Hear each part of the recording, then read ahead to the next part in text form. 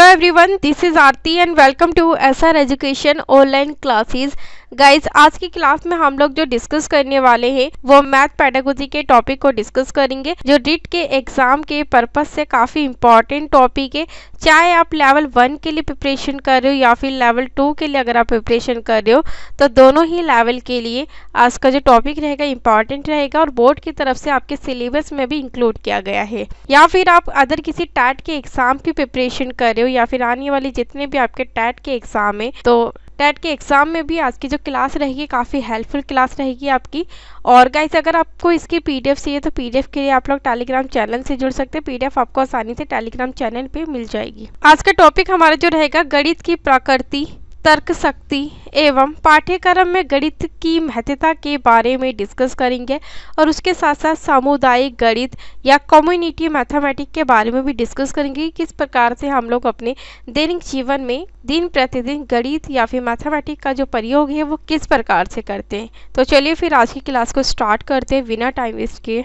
सबसे पहले हम लोग जो डिस्कस करते हैं गाइस, गणित की प्रकृति या नेचर ऑफ मैथमेटिक्स के बारे में डिस्कस करते हैं और इसकी इम्पोर्टेंस के बारे में डिस्कस करते हैं। पॉइंट नंबर फर्स्ट में क्या है, गणित एक वैश्विक विषय है जिसके सिद्धांत, संकल्पनाएं, सूत्र, प्रक्रियाएं, चिन्ह, संकेत आदि सभी विश्व स्तर पर समान रूप से पढ़ाए जाते हैं। यानी कि यहाँ कहने का तात्पर्य है कि जो मैथमेटिक्स है वो एक ग्लोबल सब्जेक्ट है और मैथमेटिक्स के अंदर जितने भी हम लोग प्रिंसिपल, संकल्पनाएं या फिर चिन्ह होते हैं, फॉर्मूलेज होते हैं, हम लोग जो प्रयोग करते हैं वो पूरे विश्व स्तर पर या पूरे वर्ल्ड लेवल पे समान रूप से ही पढ़ाए जाते हैं। और जो गणित की भाषा होती है वो भी अपने आप में ही अलग होती है।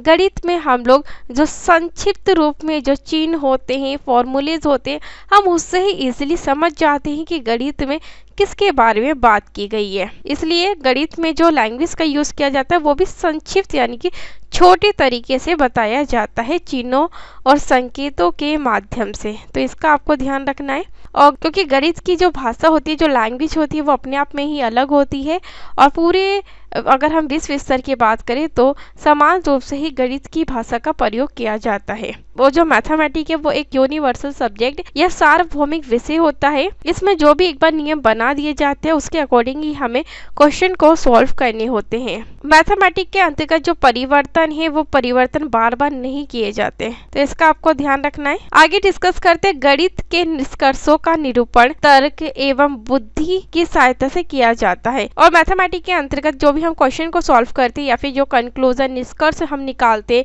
बिना तर्क के, बिना बुद्धि के, बिना मेंटल जो हमारी शक्ति है उसका प्रयोग किए बिना हम लोग मैथमेटिक्स के किसी भी क्वेश्चन को आसानी से सॉल्व नहीं कर सकते। और मैथमेटिक्स के अंतर्गत हम जो भी क्वेश्चन सॉल्व करते हैं वो स्टेप बाय स्टेप ही हमें सॉल्व करने होते हैं। अगर एक भी फॉर्मूले अगर हम भूल जाते तो पूरी जो मैथ की कैलकुलेशन है, जो इक्वेशन है, वो पूरी ही गलत हो जाती है। इसलिए जितनी ज़्यादा हम मैथमेटिक्स में प्रैक्टिस करते हैं, जितना ज़्यादा हम अभ्यास करते हैं, तो उतना ज़्यादा ही हम मैथमेटिक्स से जुड़े हुए होते हैं और उतनी जल्दी ही मैथमेटिक्स की जो कैलकुलेशन है उसे आसानी से सॉल्व कर पाते हैं। इसलिए जो मैथमेटिक्स सब्जेक्ट या गणित विषय है वो एक तार्किक विषय, यहाँ पे हमारी सोचने समझने की शक्ति जो होती है वो भी बढ़ती है। तो इसका आपको ध्यान रखना है। आगे डिस्कस करते हैं हम लोग। चलिए अब डिस्कस करेंगे गणित की विशेषताएं के बारे में। गणित की विशेषता क्या क्या है? तो अगर हम अपनी दैनिक लाइफ की बात करें या दैनिक जीवन की बात करें तो उसमें भी हम लोग मैथमेटिक्स का प्रयोग करते हैं। और उसके साथ साथ जो गणित में चिन्ह होते हैं, फॉर्मूले होते हैं, संकेत होते हैं, उसके माध्यम से ही हम गणित की भाषा को समझते हैं और उसी के अनुसार ही क्वेश्चन को सॉल्व करते हैं। और गणित के अंतर्गत जो फॉर्मूले होते हैं उसे हमें लर्न करना होता है। गणित के अंतर्गत हम अमूर्त तरीके से चीज़ों को देखकर ही सॉल्व करते हैं,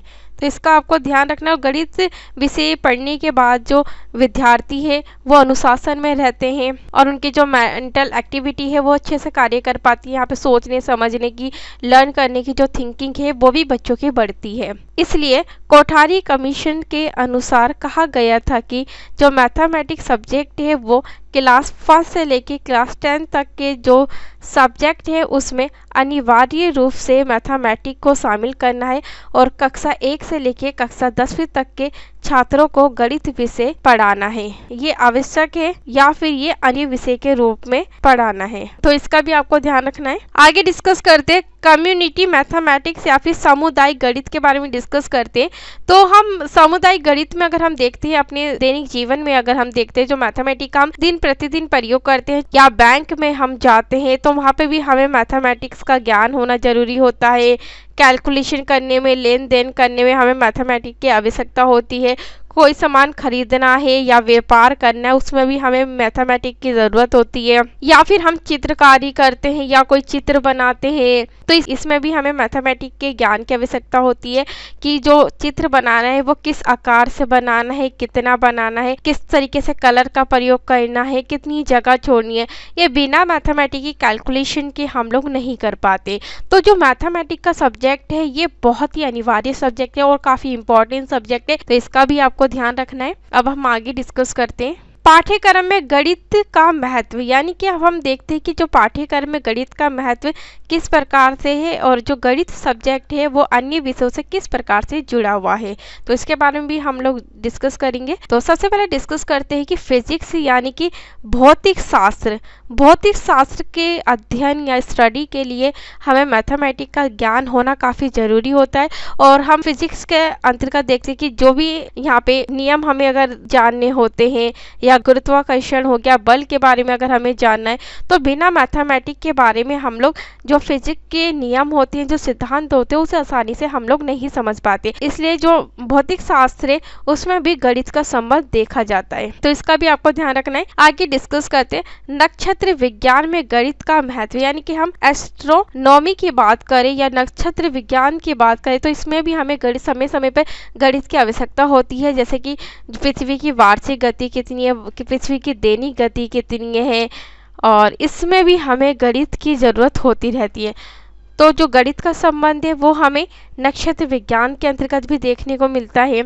आगे डिस्कस करते हैं रसायन शास्त्र के अध्ययन के लिए भी हमें गणित की आवश्यकता होती है। बिना मैथ के हम लोग केमिस्ट्री की जो भी इक्वेशन होती है उसे आसानी से सॉल्व नहीं कर पाते।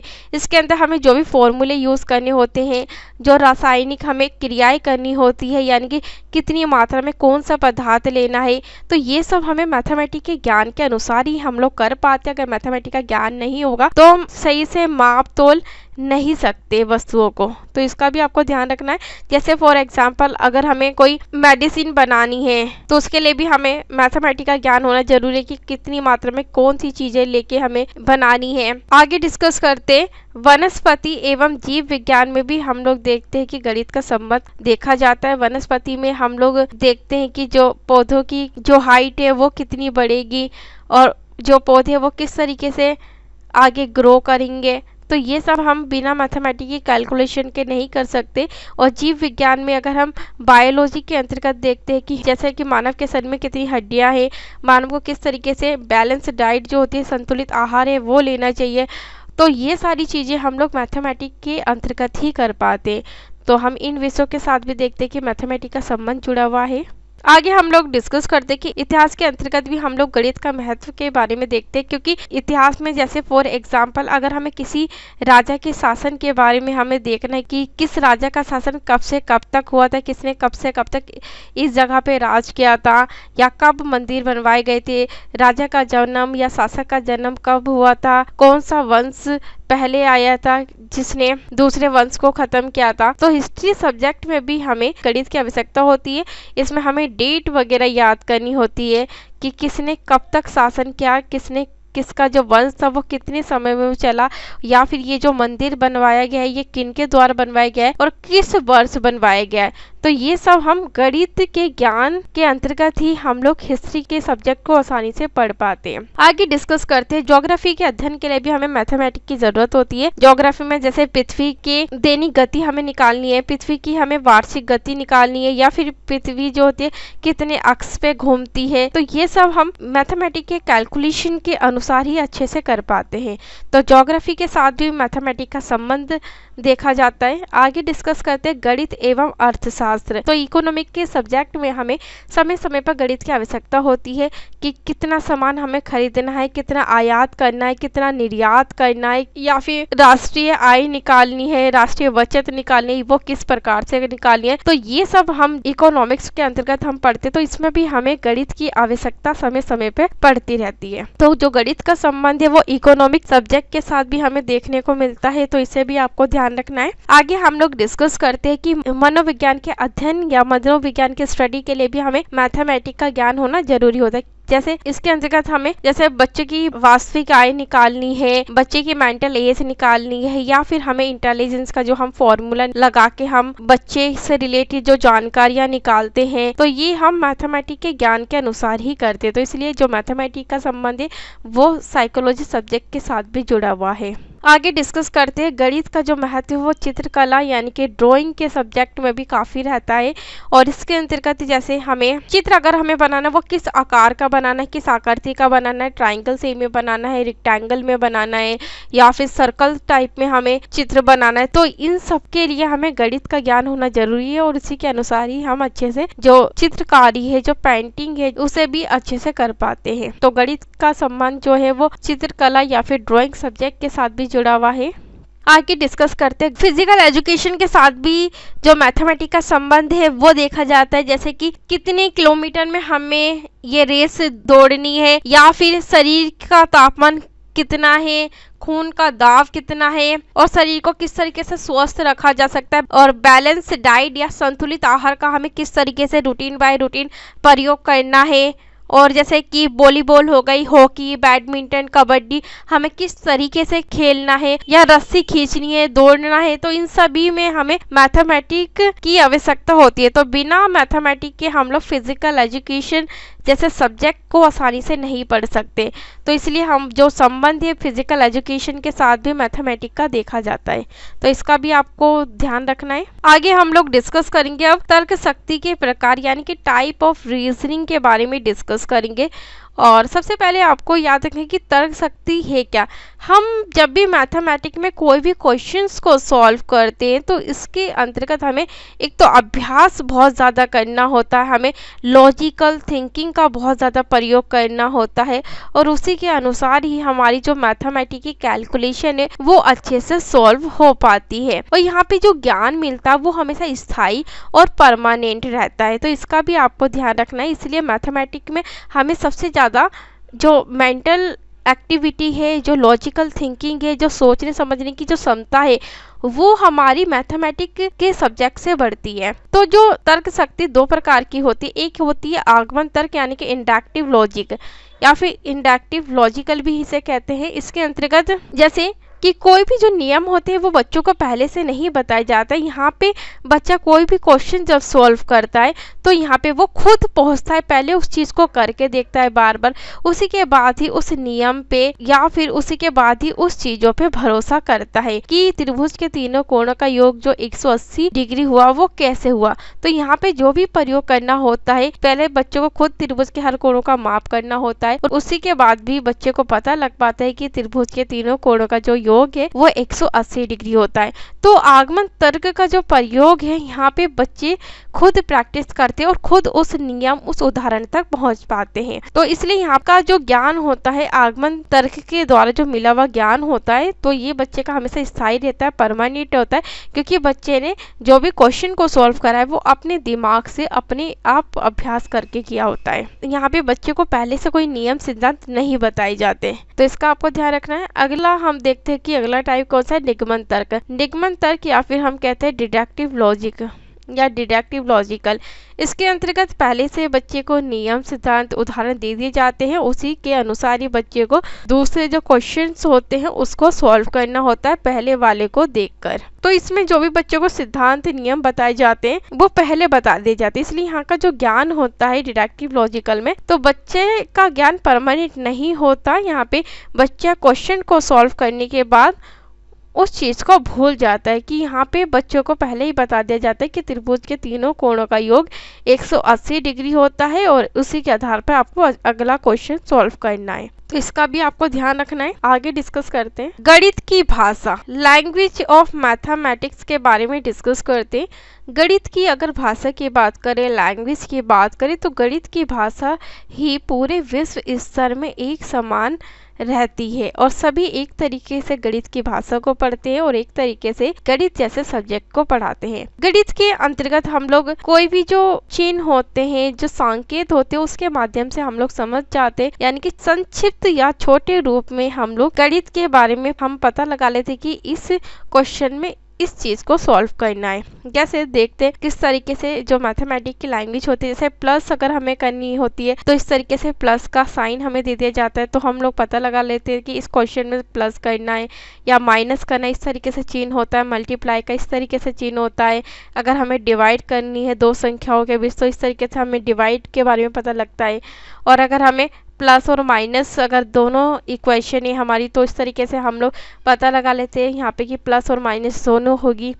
तो यहाँ पे ग्रेटर देन, लेस देन, इस तरीके से गणित की पूरी भाषा का प्रयोग किया जाता है। अगर कोई हमारी जो इक्वेशन है वो इक्वल आती है, बराबर आती है, तो इस तरीके से हम लोग प्रयोग करते हैं। या फिर हम लोग परसेंटेज अगर हमें देखनी हो या परसेंटेज का कोई क्वेश्चन अगर हमें सॉल्व करना है तो इस तरीके से परसेंटेज के साइन दिए होते हैं। ब्रैकेट का यूज करते हैं तो इस तरीके से ब्रैकेट का हम लोग प्रयोग करते हैं मैथमेटिक्स के अंतर्गत। और जैसे कि ट्राइंगल के बारे में अगर हमें बताना हो कि कौन सा राइट एंगल है, कौन सा समकोण है, कौन सा न्यून कोण है, तो ये सब हम लोग इस तरीके से मैथमेटिक्स की लैंग्वेज होती है, उसी के अनुसार हम लोग समझ जाते हैं कि मैथमेटिक्स में किस चीज के ऊपर बात की गई है। तो यहाँ पे जो भी चिन्ह संकेत होते हैं वो संक्षिप्त यानी कि छोटे तरीके से या छोटे रूप में समझाया जाता है, इसलिए और एक समान तरीके से ही पूरे विश्व स्तर पे गणित की भाषा का प्रयोग होता है और एक ही तरीके से पढ़ाया जाता है। तो इसे आपको ध्यान रखना है। आगे हम लोग डिस्कस करते हैं कि आंकड़ों का प्रबंधन। आंकड़ों के प्रबंधन के अंतर्गत अगर हम देखते हैं कि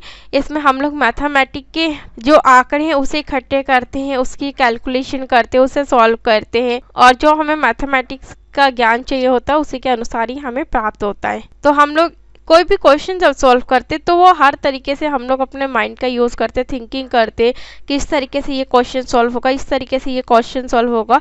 उसके बाद ही हम अपने कंक्लूजन, अपने निष्कर्ष तक आसानी से पहुंच पाते हैं। तो इसलिए हमारी यहाँ पे जो थिंकिंग का प्रोसेस है वो बहुत ज़्यादा यूज़ होता है। तो कभी कभी एक ही बार में हमसे सारी प्रॉब्लम सॉल्व नहीं हो जाती, यानी कि एक बार में कभी कोई क्वेश्चन सॉल्व भी हो जाता है और कभी नहीं भी होता। तो यहाँ पे हमें बहुत अभ्यास करना होता है मैथमेटिक्स के सब्जेक्ट को सीखने के लिए और यहाँ पे हमारी रुचि, हमारी इंटरेस्ट का ही बहुत बड़ा रोल होता है। जितना हमें मैथमेटिक्स के सब्जेक्ट पे इंटरेस्ट होगा उतनी ज़्यादा हम प्रैक्टिस कर पाएंगे और प्रैक्टिस से हम लोग मैथमेटिक्स के सब्जेक्ट उतनी आसानी से ही हम लोग समझ पाएंगे कि उससे जुड़े हुए रहेंगे। तो इसका आपको ध्यान रखना है। तो आई होप कि गाइज आप लोगों को अच्छी तरीके से आज का टॉपिक समझ में आया होगा। काफ़ी इंपॉर्टेंट टॉपिक था लेवल 1 के लिए भी और लेवल 2 के लिए भी। और अगर आपको इसके पीडीएफ चाहिए तो पीडीएफ के लिए आप लोग टेलीग्राम चैनल से जुड़ सकते हैं। पीडीएफ आपको आसानी से टेलीग्राम चैनल पे मिल जाएगी। तो थैंक यू सो मच आज के क्लास के लिए।